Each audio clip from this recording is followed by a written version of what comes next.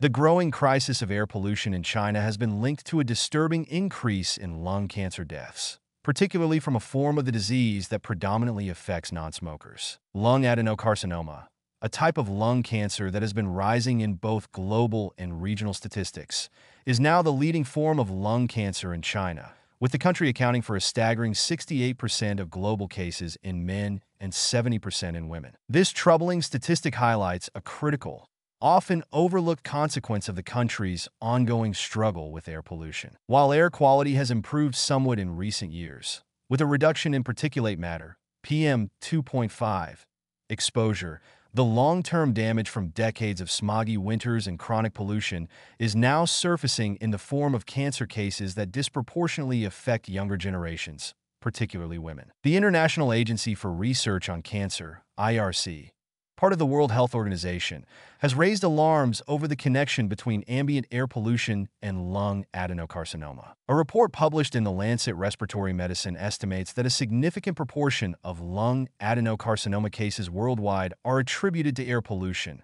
with East Asia, especially China, being the epicenter of this growing public health crisis. The findings are startling.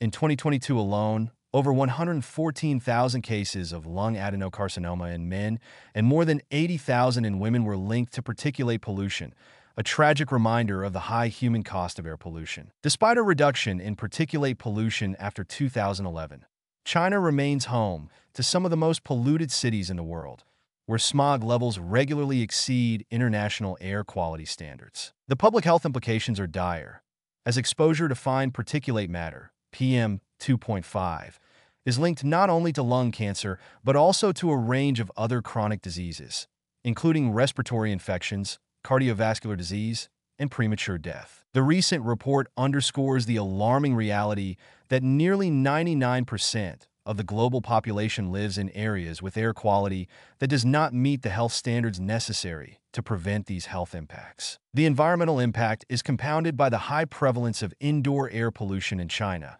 where millions of households still rely on solid fuels for heating and cooking.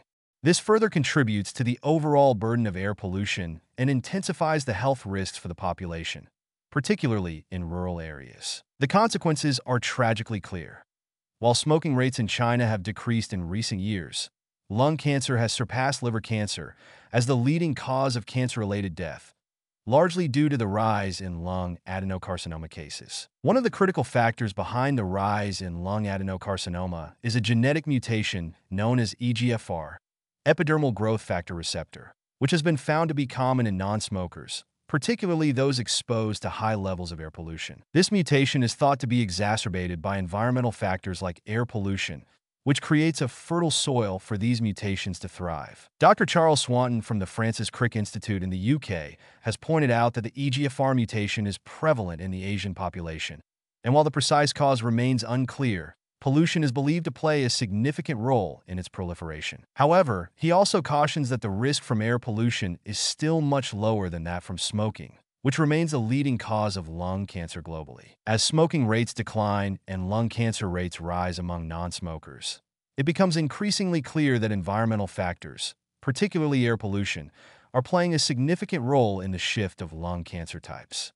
Adenocarcinoma, the form of lung cancer most commonly seen in non-smokers, is now the leading form globally. In China, this has resulted in a disproportionate number of cases, especially among younger individuals and women, a group that traditionally has had lower rates of smoking. The implications of this shift in lung cancer types are profound.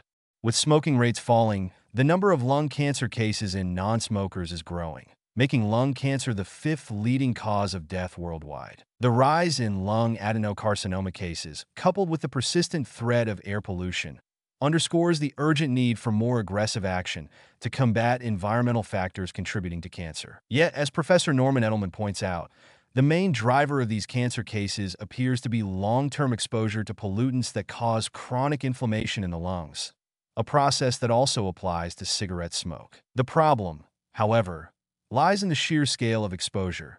Billions of people around the world are exposed to harmful air pollution every day, exacerbating the public health crisis in ways that can no longer be ignored. The combination of rising lung cancer rates, and the ongoing toll of air pollution calls for immediate and comprehensive policy responses.